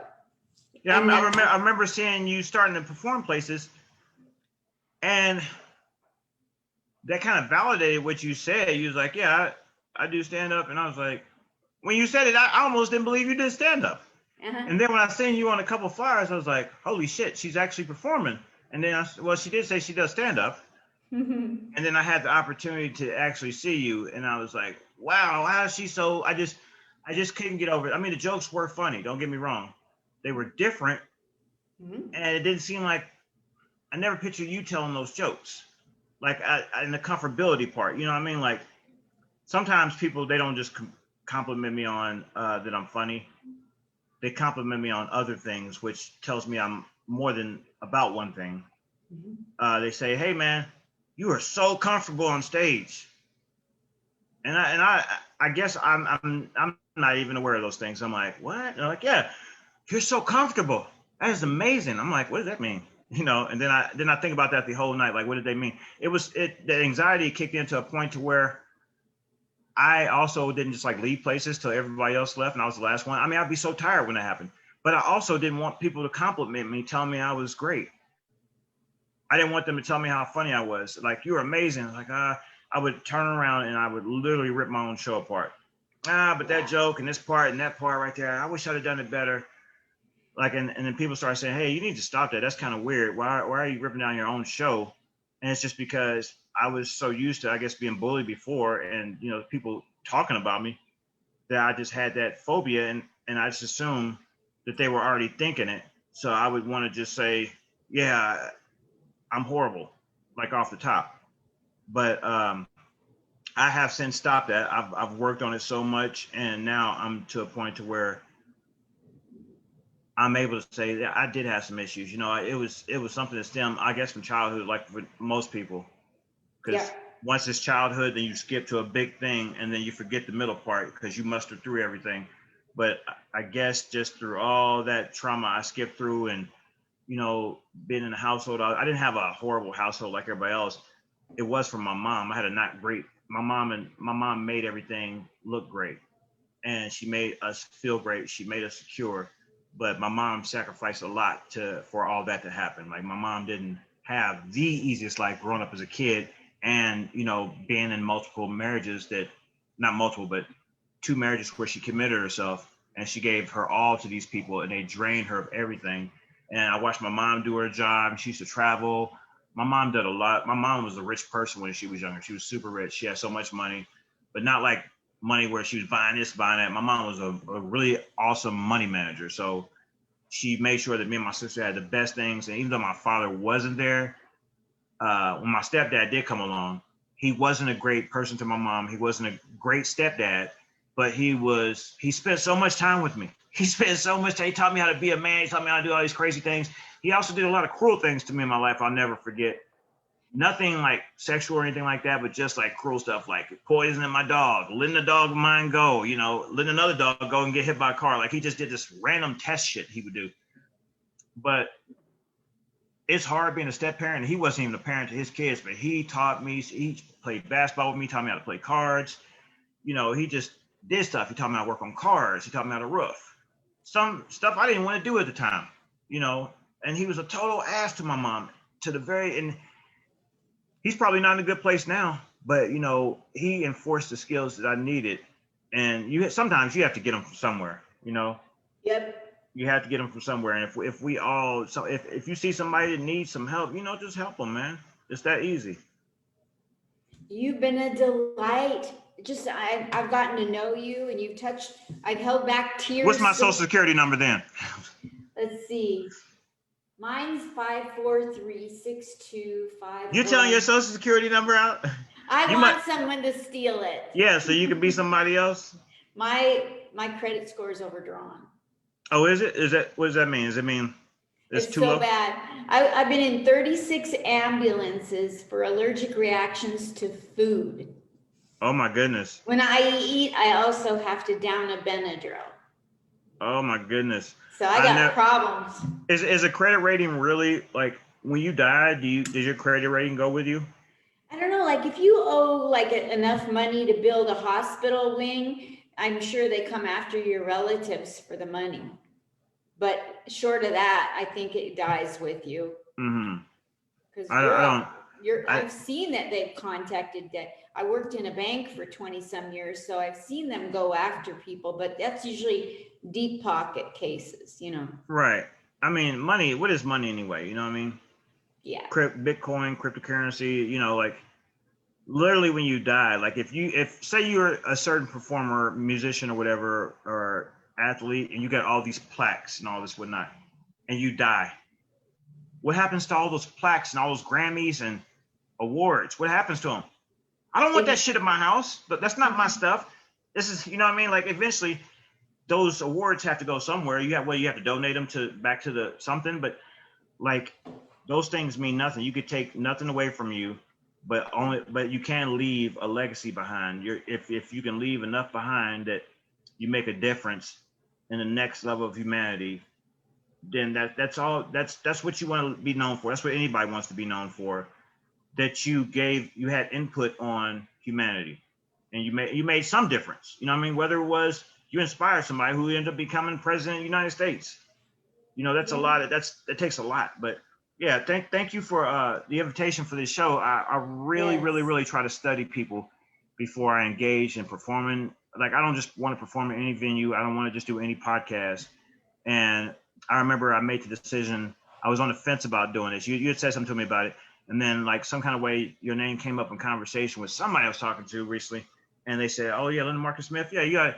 She just interviewed Tommy Chong, and yeah, she's killing it, and she's got this many interviews. Man, she's really a great interviewer, and blah blah blah. And I watched some of your interviews, and I know that's not false, but at the same time, I was like, okay, that's what I wanted to hear because I do stuff when it's time. You know what I mean? And like certain times I'm not supposed to be performing at a certain club. Sometimes I need to just sit back and watch things. But I've enjoyed when you can go on a podcast and then just like let stuff out and then you're talking to somebody, but you're not, you know what I mean? It's almost like therapy a podcast is Yeah. because you don't know who's watching, you don't know who's listening, you don't know who this is affecting. Uh, Hopefully it's affecting somebody in a good way, you Yes. know. But a lot of people listen to podcasts now outside of music because music sometimes just puts you in a trance and you don't even know what you're listening to. You just listen to some sounds pretty much, and that level of verbiage that activates you to just be in there in the moment versus a podcast where you're learning something, you're being educated through stories and wrongdoings and stuff. You know that's talking's always great, and that's what comedy is about. It's talking, and you're talking in a room full of people, and we're all getting the same lesson at the same time, and we're seasoning it. It's kind of like when people put food color in something. You know, I know that shit really isn't blue. I know Kool-Aid. You know, like when they put all these soda, they put the food color in just regular food, and even though it's not, it doesn't really look like that, but they make this image for you to look like that. You always have to put some food coloring in there. You know what I mean? To give off You do? the idea. Well, where can people follow you on the internet to help you know how numbers are important. Do you have places you want more followers, Chris? Well, if you can actually, if you want, I can give everybody the passwords to my social media, and you could follow me. You can look and see what I've been up to. Um, you can follow me at my website, krisshaw.com, KRISSHAW. Um, I did a podcast recently with Laugh After Dark. Um, should be on YouTube pretty soon. I'm looking forward to that coming out. And I got some other stuff that I'm working on that I really want to talk about right now. I just working with some people on it and just making some stuff come to life that that it's time. It's time. And just keep looking out for my name. Whenever it's time for my name to pop up, then it'll pop up. And if I pop up in person to see somebody, then I'm there. But it's not about what I got going on. It's where I'm at today, and where I'm at today is a good place. That's awesome. You've been so delightful in so many ways. You've touched Thank my you. heart. We've gone back over memories. In parting, what would you like to say about doing comedy for military and veterans? My best man at my wedding in 2018 was he's become one of my best friends ever. And I met him when I was doing my second military tour. Second or third? It was my second military tour over in Iraq and Kuwait. And we have bonded so much and we became the best of friends. And I've done some shows with him for Wounded Warriors Project and just raising money for people and you know I'd never been that close to the military as much as I have when I did these shows, and it enlightened me because a lot of these soldiers, we think about them, we don't think about them the way, like it would probably scare most people if they went overseas and seen who these soldiers are that we have. uh they're not who you think they are. They're little kids. Our little kids are over there fighting for us, and we're over here being just not respecting life like we should. So I got a respect for life when I first did. That's part of that military tour I went with my friend Jerry and Tom. It's because we went through so many situations and where our life had to be guarded. And also they gave us security details. But on the other hand, people that were actually in the military were like our kids. So it was just so bizarre. Like, and you get humbled about life like that. You know, you have to understand that people that really fight for your freedom, like I saw it and it touched me because those could be my kids and those are somebody's kids. And it's always, those are some of the best shows I ever had. Thanks to like Olivia Arrington. She sent me so many times to overseas. I had the pleasure to go up in Canada and do some military shows, and that was even different because they don't clap when they're laughing. They stomp on the floor when they laugh, and they're like just bang on the floor, and it scares you because you're like, you know, somebody will tell you about it before it happens, and then you kind of forget because you have like a drink or two or something like that, and then all of a sudden you're do do do do do do do. It's just this real loud pounding, like somebody like a pachyderm, and then they're laughing, but they're stomping on the floor instead of clapping. So that's another thing that liked me about Canada is like, oh man, they're military, and I just had some amazing shows. And military people, they always show love and respect and honor for our country. And we owe them stuff. Like sometimes I send CDs over, but it's through the love of the military where I've actually, and the respect for them, that I've actually had some of the most amazing shows in my life. And I get it. I don't want to be in the military, but I appreciate everybody's sacrificing their children and nephews and nieces, aunts and fathers. I appreciate what they do for us because our military is our backbone. And without them, this wouldn't even be the United States. Like so many people would be attacking us. It would be. I'm not saying that I mean that I agree with constant warfare or whatever, but yeah, I support our military. And I was so nervous. I was so nervous, Linda, doing like those shows for them, and they laughed. Sometimes I think they were laughing. It wasn't even funny. But you know what? And they showed me so much respect. They showed me the most respect out of any show that I've ever done. They all came from the military. And then I couldn't figure out. I said, man, why are they showing us so much love? And then they started talking to us. And they kept saying, we really appreciate you. We really appreciate you. And that's because they are traumatized being over there in those war zones and they said, you brought us a little piece of life. Like we were there with celebrities, singers, rappers, comedians that were bigger than us, all kinds of stuff. And we were all stayed in the same place, the units for distinguished guests and visitors. And it was so bizarre. It was so bizarre to be able to walk with celebrities and everybody speaks to us like, hey, can I get pictures with you guys? Like, and then you getting, crowned with medals of honor. I got bags of medals of honor. I ended up giving them to my son because I wanted him to understand that all these came from different places. And these were high honored military saying thank you. And it was all like a ceremonious thing. It was, like when you get these things, and like some of these coins are beautiful, they had to cost at least $30 or $40 each to make. So if you get coined by an officer or something like that, like that's a big damn. I got coined several times, and it's some people they've got coined a million times. One guy, comedian, passed away. Great comedian, Scott Kennedy. he discovered that military thing, and he had probably enough coins to fill up 10 potato chip bags. They loved him. They loved him. He was like a superstar over there. And that's what it's about. We have to understand that everybody has a job. You know, the military is there to protect us from the outside, and people like us are here to protect from the inside. Beautiful. Thank you so much. Thank Thank you, you for Linda. entertaining the troops. You know, I was in the Army from 73 to 76 in Germany. I know that. Yeah. And you started when I was born. And nobody came to entertain us. So it's very special. They fixed that. You guys are important.